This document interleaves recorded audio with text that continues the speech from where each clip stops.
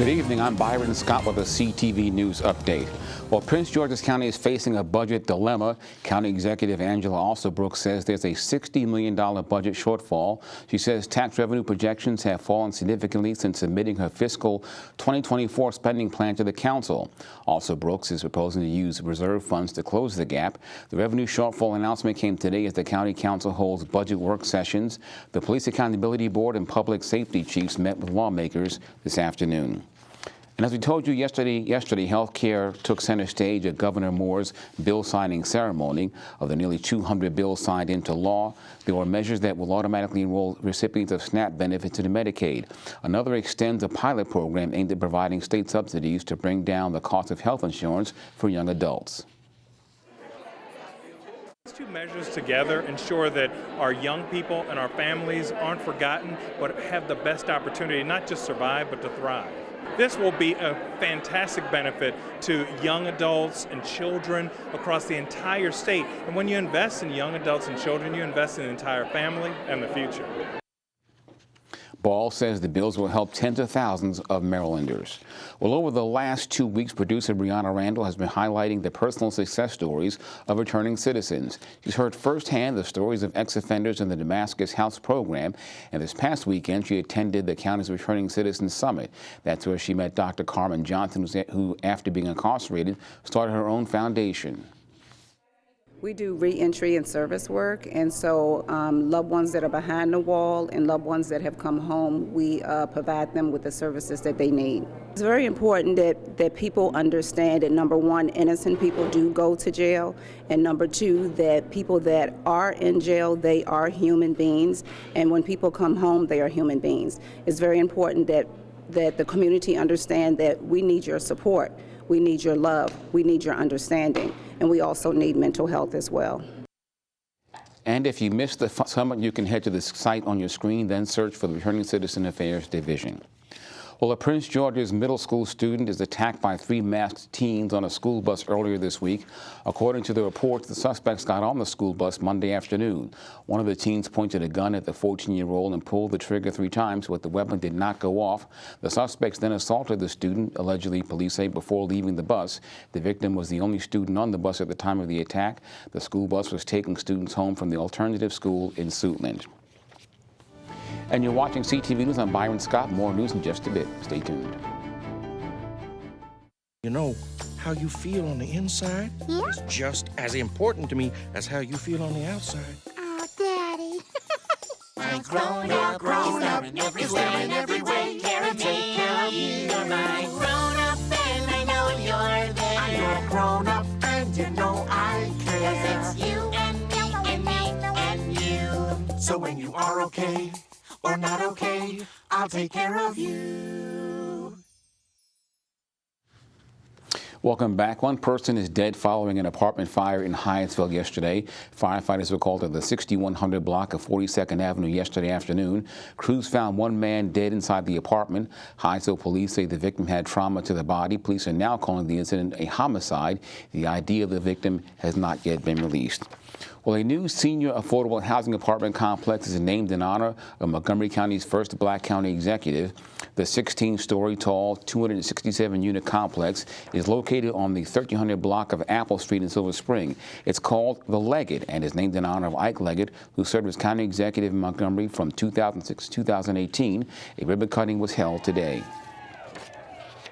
Well, it's not so much my name on the building as opposed to what the building is for.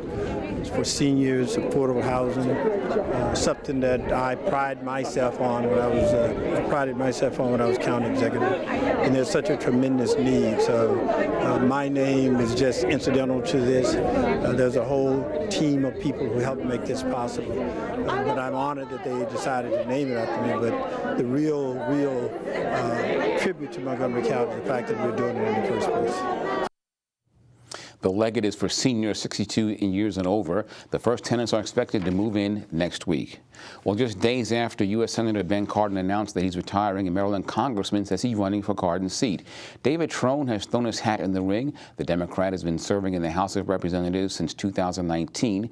In a campaign video, Trone says the nation must address mental health issues. And in Congress, I've successfully fought to help people struggling with substance use disorder, mental health, and an unfair criminal justice system. By bringing people together, I like to think I've made headway, but it's not enough. I know I won't be the establishment choice, but hey, why start now? And Trone joins Montgomery County Council member Will Gerando and activist Jerome Siegel in that race. Well, beginning in June, you'll no longer automatically get plastic utensils for carry-out food in Prince George's County. Disposable foodware items such as straws must be specifically requested by the customer in person, on the phone, or online for all takeout or delivery orders. The new county law, which applies to all food service businesses, takes effect June 1st, but enforcement of the regulation won't start until October 1st. Most of these items are not recyclable based on the type of plastics that they are made out of. They are created for single use, so they are created to go into the overall trash stream. And being able to go ahead and cut back on those type of items at a restaurant or supermarket, wherever, food bar, you're in a situation where you're preventing an unnecessary item going into the waste stream. Single-use items include plastic utensils, condiment cups and packets, and napkins. Well, Maryland State Police are now accepting applications for their fourth annual Leadership and Career Development Seminar. The two-day event is for high school juniors, seniors, incoming college freshmen, and will take place at the Maryland State Police Training Academy in Sykesville. Attendees will learn about emergency communications, aviation paramedics, digital forensics, and cybersecurity, and more. On activities. We'll bring a lot of different people. We provide food and lodging for them. We'll have different units, like our state team might show up, which is a SWAT team. Our aviation unit is going to be there. Different civilians, our emergency contact PCOs will be there, and they'll get a chance to learn a lot about our hands-on activities and how we do our day-to-day operations within the Maryland State Police. We have our returning participants so that way they can they enjoyed it so much they get to continue to do so, and hopefully when they become of age they can become a cadet, which is a position we held for a lot of incoming troopers. Is from the age of 18 to 20, and then once they get 20 we'll put them in the process for them to become a trooper applicant, so that way when they graduate the police academy at 21 they'll be ready to go. And that event takes place August 4th through the 6th. Applications are due by July 3rd. For more information, log on to mdsp.maryland.gov. And more news and sports after the break. Please stay tuned. Hey everyone, and coming up soon, the Capitals re-sign a key player to a contract extension, the Nationals come out on top against the Cubs, and the Orioles struggle against the Royals. Stay tuned. I'm not here to fire you up.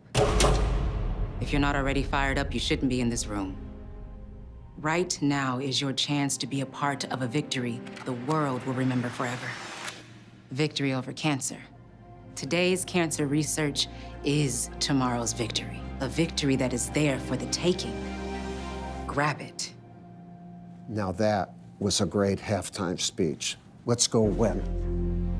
Don't give up. Don't ever give up.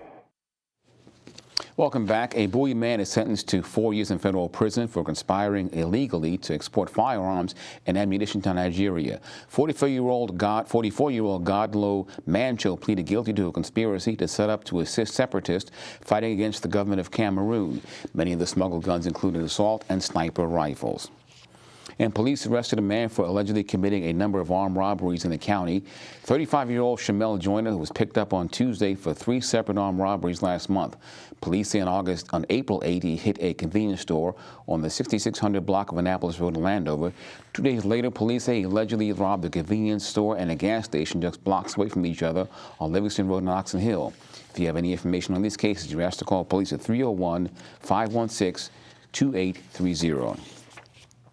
And a local sorority is working to address food insecurity among the county's school children. Members of Alpha Kappa Alpha Sorority Incorporated has a program called Childhood Hunger Initiative Power Pack, also known as AKA CHIP.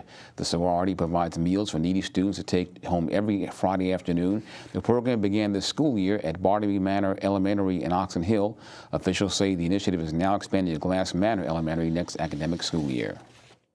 We know that childhood hunger is a major problem within our community and in a lot of communities. And so for the students, many times what they get for lunch at school is sometimes the only meal that they will have. So by providing this additional supplement to these students, they're able to take a meal home for the weekends and on holidays. To learn more about the program, visit the website on your screen. And the county school district is hosting a job fair this weekend. The teacher recruitment event is set for this Saturday from 9 until noon. Officials will discuss the new teacher contracts, certification, substitute teaching, professional development, and more. The fair will take place at Charles Flowers High School in Springdale. Candidates can register by visiting the website, again, on your screen. Well, you may want to check out the game show Jeopardy tonight as a Lanham man plays to win big bucks. Warren Grace will compete in hopes of coming out on top in Final Jeopardy. Grace works as a casino dealer at Maryland Live Casino and Hotel in Hanover. He'll play on the heels of a 3-time champion from Montgomery County who lost during last night's show. Kevin Bell Silver Spring will take home more than $43,000 from his winning streak.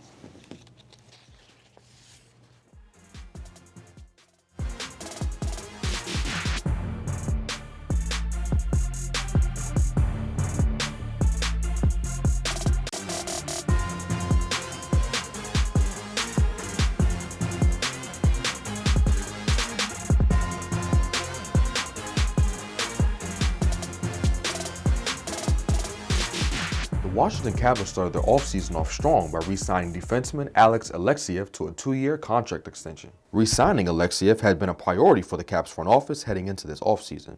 This past year, Alexiev averaged 16 minutes on the ice and totaled 5 assists in the remaining 32 games for the Caps. He also topped for 5th on the team in block shots per 60 minutes with 5.46. Hopefully, Alexiev's play can help lead the Caps back to the postseason. Now for some MLB news, the Nationals came out on top in their game yesterday. They beat the Chicago Cubs in a low-scoring game, 2-1. The score was tied 1-1 throughout much of the ball game, but a triple hit by Lane Thomas and a line drive hit by C.J. Abrams in the bottom of the 7th inning put the Nats out in front. The Nats have now won 2 straight games in their series against the Cubs. Meanwhile, the Orioles matched up against the Kansas City Royals yesterday in Game 2 of their series. The Birds would struggle offensively as they were unable to put together any runs during the game, losing 6-0. Lastly, the UMD baseball team took down Delaware yesterday, blowing them out 19-7. The next opponent will be the University of Nebraska at home tomorrow at 6:30. And that is your Thursday Sports Page. Simon Buggs, CTV Sports. Thank you, Simon. Let's get a quick check now. Our 3-day weather forecast tonight: mostly cloudy with a low around 43. Tomorrow, mostly sunny with a high near 67. Saturday, mostly sunny with a high near 70. And Sunday, partly sunny with a low around 74. And that's our news for tonight. I'm Byron Scott. We'll see you tomorrow night. Good night.